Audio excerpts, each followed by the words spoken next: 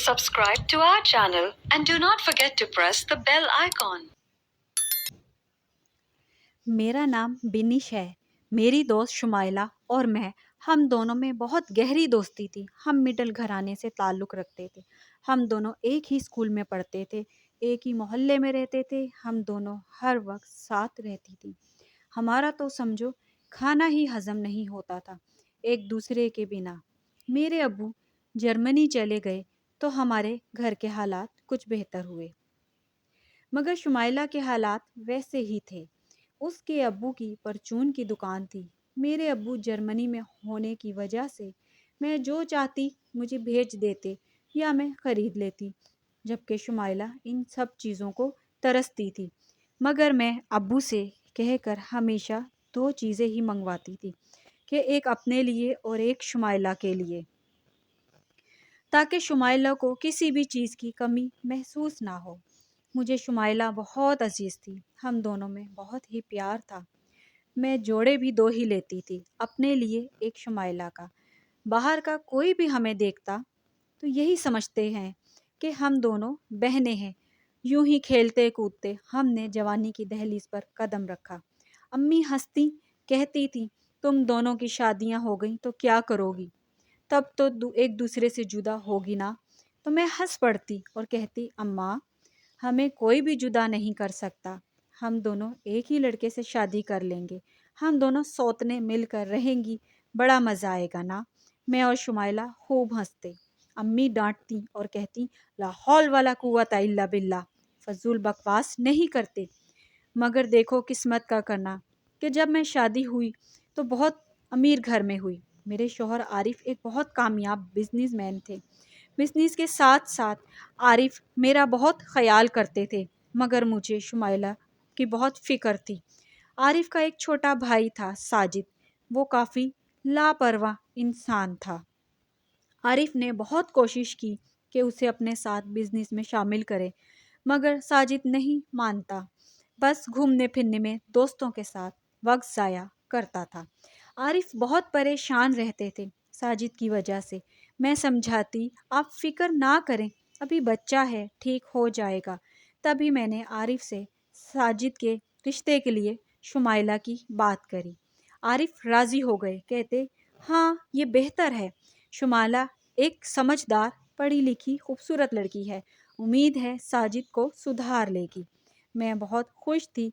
आरिफ कहते, मैं जल्द ही मौका देकर साजिद से शुमाइला के लिए बात करता हूँ। और जब आरिफ ने शुमाइला के लिए साजिद से पूछा तो वो भी मान गया। असल में साजिद बहुत हुस्न परस्त था और शुमाइला वाकई बहुत खूबसूरत थी, इसलिए साजिद राज़ी हो गया। उधर जब मेरी अम्मी को पता चला तो मना करने लगी, ऐसा मत करो वरना बेटी एक दिन बहुत पछताओगी। दोस्ती यारी को रिश्तेदारी में बदलने की गलती ना करो। मगर मैं ना मानी, एक ना सुनी और शुमाइला को अपनी देवरानी बनाकर ले आई। हम दोनों सहेलियां बहुत खुश थीं। अब हम दोनों दोबारा साथ रहने लगी थी। इधर साजिद भी काफ़ी बेहतर हो रहा था। वो वाकई शुमाइला से शादी के बाद सुधर गया था। अब वो ऑफिस भी जाने लगा था और आरिफ खुश थे कि जिम्मेदारी से काम कर रहा था। अल्लाह पाक ने शादी के 7 सालों में मुझे 2 बेटों और एक बेटी से नवाजा था, जबकि शुमाइला की शादी के 5 साल बाद एक बेटी हुई थी। कभी कभी पता नहीं क्यों मुझे लगता कि शुमाइला बहुत उदास रहती है, चुप सी रहती है। मेरे पूछने पर बहाना बना देती थी कि बस काम की थकन है। उधर आरिफ भी महसूस किया कि साजिद भी चुप रहता है। वो परेशान थे कि आखिर क्या बात है। आखिर एक दिन साजिद ने इसरार किया कि मुझे बिजनेस में मेरा हिस्सा दे दें ताकि मैं अपना अलहदा कारोबार कर सकूं। आरिफ ने कोई बहस ना करी और ख़ुद ही जो हिस्सा बना दे दिया। साजिद ने भी अपना बिजनेस स्टार्ट कर लिया। शुमाइला बहुत खुश थी। मैं समझ गई कि शुमाइला भी क्यों परेशान थी।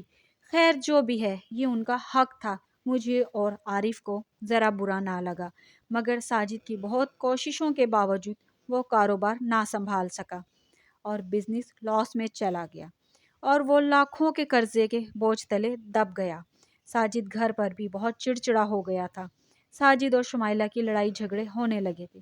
साजिद ने आरिफ से अब घर का हिस्सा मांगना शुरू कर दिया। کہتا حصہ ملے تو میں دوبارہ کاروبار اسٹارٹ کروں گا اور قرضہ بھی اتار دوں گا۔ عارف نے اسے اس کا حصہ دیا اور ساجد شمائلہ کو لے کر علیحدہ کرائے کے گھر میں چلا گیا۔ میرا دل بہت اداس رہتا تھا۔ شمائلہ کے جانے کے بعد مجھے شمائلہ کی بہت یاد آتی تھی۔ خیر میں نے گھر پر بچوں میں اپنے دل کو بہلا لیا، مگر شمائلہ کے جانے کے بعد میری بیٹی بیمار رہنے لگی۔ اصل میں شمائلہ بچوں کے ساتھ بہت اٹیچ تھی۔ میری بیٹی کو بہت تیز بخار رہنے لگا، بڑا علاج کروایا مگر ٹھیک نہیں ہو رہی تھی۔ میں نے شمائلہ کو بلا لیا۔ شمائلہ نے ہمارا بہت ہی خیال کیا۔ وہ کچھ دن ہمارے ساتھ ہی رہی مگر میری بیٹی ٹھیک نہ ہوئی۔ ہم نے اسے ہاسپٹل میں داخل کروا دیا مگر پھر بھی میری بیٹی ٹھیک نہیں ہو رہی تھی اور آخر کار ایک دن وہ اللہ کو پیاری ہو گئی۔ میری سمجھ میں کچھ نہ آیا، آخر یہ سب کیا ہوا؟ میں ٹوٹ گئی۔ میری بیٹی کی موت کے بعد میں بہت بیمار رہنے لگی۔ بہت ہمت کر کے میں خود کو اٹھاتی۔ پھر ایک دن میرا بیٹا بڑا بیمار ہو گیا۔ عارف اور میں بہت پریشان تھے۔ یہ سب کیا ہو رہا ہے؟ میرا بیٹا دن بہ دن کمزور ہوتا گیا اور میں خود بھی بیمار رہتی مگر اپنے بیٹے کے لیے خود کو سنبھال رہی تھی۔ شمائلہ نے اس عرصے میں میرا بہت خیال رکھا، سگی بہنوں سے بڑھ کر خیال رکھا۔ ایک رات میں سو رہی تھی تو میری رات میں آنکھ کھلی تو کمرے کے باہر ایک سایہ نظر آیا مگر میں اٹھ نہ سکی۔ میرے جسم میں طاقت ہی نہ تھی اٹھنے کی۔ میں دوبارہ سو گئی۔ صبح جب میری آنکھ کھلی تو شمائلہ کی بیٹی میرے کمرے میں تھی۔ وہ میرے چھوٹے بیٹے کے ساتھ کھیل رہی تھی۔ میں اٹھی، تھوڑی دیر بعد شمائلہ میرے اور بچوں اور عارف کے لیے ناشتہ لے کر آئی۔ ہم نے ناشتہ کیا مگر تھوڑی دیر میں شمائلہ کی بیٹی بے ہوش ہو کر گر پڑی۔ شمائلہ چیخنے لگی۔ میں اٹھ کر آئی مگر شمائلہ کی بیٹی بے سدھ پڑی ہوئی تھی۔ عارف اور ساجد کو فون کر کے بلایا جلدی سے۔ ہاسپٹل لے کر گئے مگر شمائلہ کی بیٹی ہوش میں نہیں آ رہی تھی اور 4 دن ہاسپٹل میں رہ کر شمائلہ کی بیٹی بھی فوت ہو گئی۔ شمائلہ تو بالکل ہی حواس باختہ ہو گئی تھی۔ کتنے ہی دن وہ ایسے ہی چپ رہی۔ بہت سمجھایا مگر شمائلہ نہیں سمجھ رہی تھی، بس ہر وقت روتی رہتی تھی۔ گھر کے حالات خراب ہونے کی وجہ سے ہمیں کسی نے مشورہ دیا کہ گھر میں قرآن خوانی کرواؤ اور دم کرواؤ۔ عارف نے جلدی سے قرآن خوانی کا انتظام کروایا۔ وہ اپنی مسجد سے امام صاحب کو بھی کہہ کر آئے اور انہیں گھر کے سارے حالات بھی بتائے۔ انہوں نے وعدہ کیا کہ وہ ضرور آئیں گے۔ جب امام صاحب گھر میں آئے تو وہ پورے گھر میں پھرے اور دم والا پانی چھڑکا۔ پھر انہوں نے بتایا کہ گھر پر کالے جادو کے اثرات ہیں۔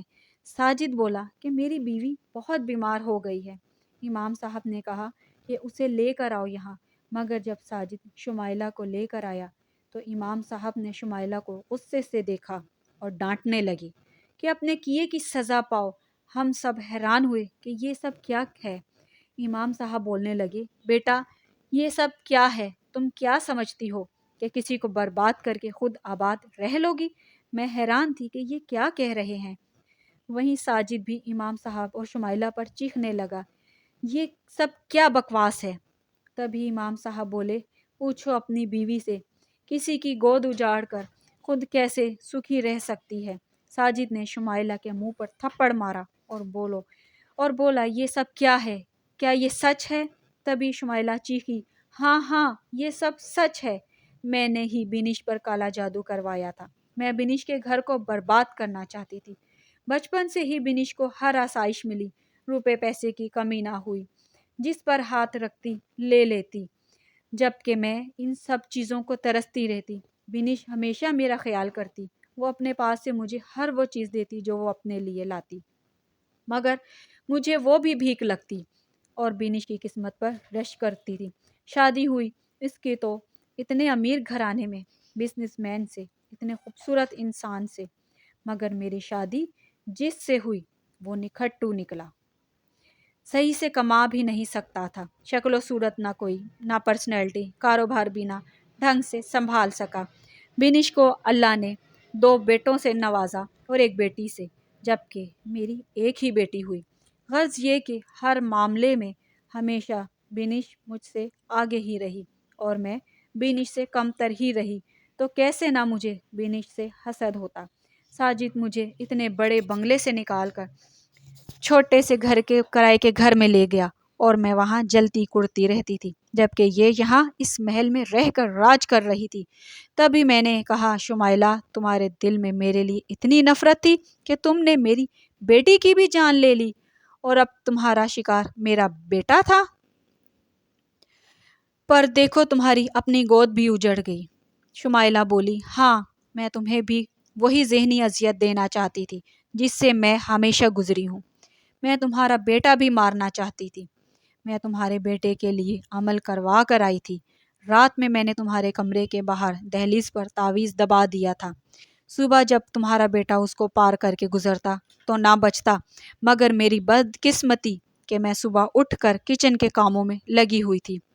پیچھے میری بیٹی سو کر اٹھی تو سیدھے تمہارے کمرے میں آ گئی، اور وہ اس تعویذ پر سے پہلے ٹاپ گئی، جس کی وجہ سے میری بیٹی مر گئی۔ مجھے میرے کیے کی سزا مل گئی۔ میں تمہیں برباد کرنا چاہتی تھی، دیکھو میں خود برباد ہو گئی، اپنی اکلوتی اولاد کو خود مار بیٹھی۔ شمائلہ مجھ سے معافی مانگ رہی تھی، مگر مجھے افسوس ہو رہا تھا جسے اپنی سگی بہن سمجھا۔ آج مجھ سے نفرت اور حسد میں اتنا آگے بڑھ گئی۔ میں نے کہا، نفرت ہے مجھے تم سے۔ ساجد نے بھی آگے بڑھ کر شمائلہ کے منہ پر تھپڑ مارا اور اس کو وہیں کھڑے کھڑے طلاق دے کر دھکے دے کر گھر سے باہر نکال دیا۔ اور میں کھڑی سوچتی ہی رہ گئی کہ کبھی کسی پر اتنا بھروسہ نہیں کرنا چاہیے۔ میری امی کہتی، دیکھا میں نے کہا تھا نا کہ یہ غلطی مت کرو، دوستی تک ٹھیک ہے مگر اس سے آگے کوئی نیا رشتہ نہ بناؤ۔ اور میں اپنی کم عقلی پر پچھتانے کے سوا کچھ نہ کر سکتی تھی۔